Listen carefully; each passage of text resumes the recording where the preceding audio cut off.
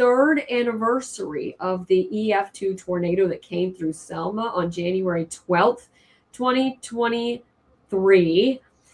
It was a quiet Memorial Day for the Selma tornado. We didn't have Right. Yeah.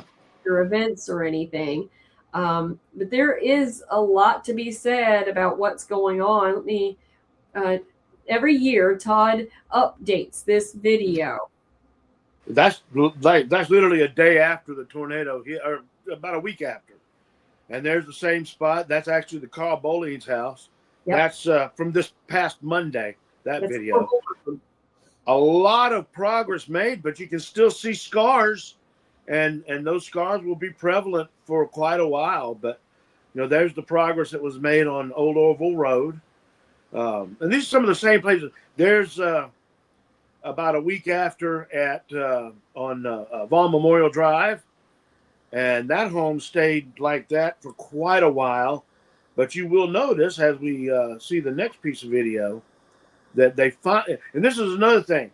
There's a lot of homes that are still damaged that they're still going through the red tape of getting all the insurance worked out and fixing it so that they can rebuild.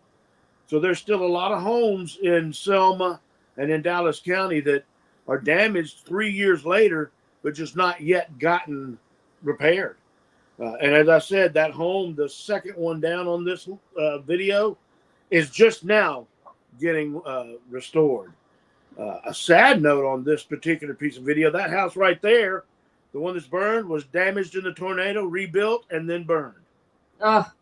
There's the house that I was just talking about that stayed in a damaged state for quite a while. And just this year, 2025, past 6-8 months or so, they got it put back together. So, like I said, there's still a lot of scars, but there has been a lot of progress.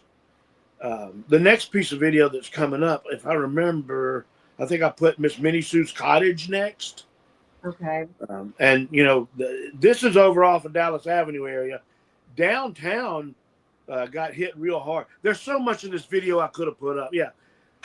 Downtown in the historic district was one of the hardest hit. That's Miss Minnie Sue's cottage. Yeah. A couple of days, a week after the tornado, there it is, Monday. It's been restored. It's back to where it's supposed to be. And there's a number of homes in the downtown area like that. One of the big stories was Cross Point Christian Church. And, of course, we got to go to their service that was out there the day after the tornado. The school completely demolished. However, it is being rebuilt. There's the new building. They had planned on opening that building this past Monday. Unfortunately, it's not completed. You see the workers still working on it there. And when it is having their grand opening, Pastor Nichols said that he's going to call us, and we'll be able to be there for that. So some of the progress that's been made. Again, there is so much more video. I actually took video of the right around the candy factory, around that area, where it was so much debris, and now we just drove right. It's just, it would take a whole separate newscast to do all the video and all the looking back. But as you get the idea and get a taste in your mouth for what it's like now, there's been a lot of progress.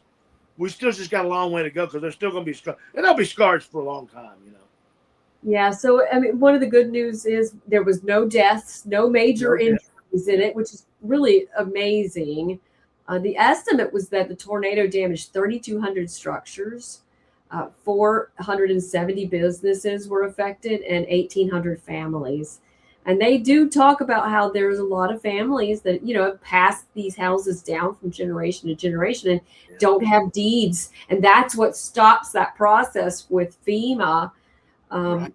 There was the long-term recovery group that set up with, business owners, business leaders, church leaders, civic leaders that were on this committee to help distribute funds and donations that were made.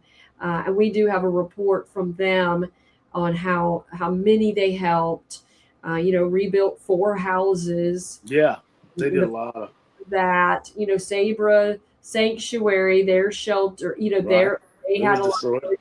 They rebuilt and reopened in September. We talked about we'll talk about the Dallas County Jail again.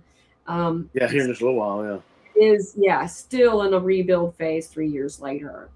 And we'd have a story of our latest Dallas County Commission meeting, and in there, Toya Caruso, our EMA director, talks about the a recovery fund that is still open for people who have unmet needs from that tornado 3 years ago. Yeah. That information is in the story on blackbeltnewsnetwork.com, so you can get it there. Sirens, tornado sirens. And exactly. That's another thing. They did put up 2 new tornado sirens. Yeah, so look for that in that story as well. Yeah. And where they're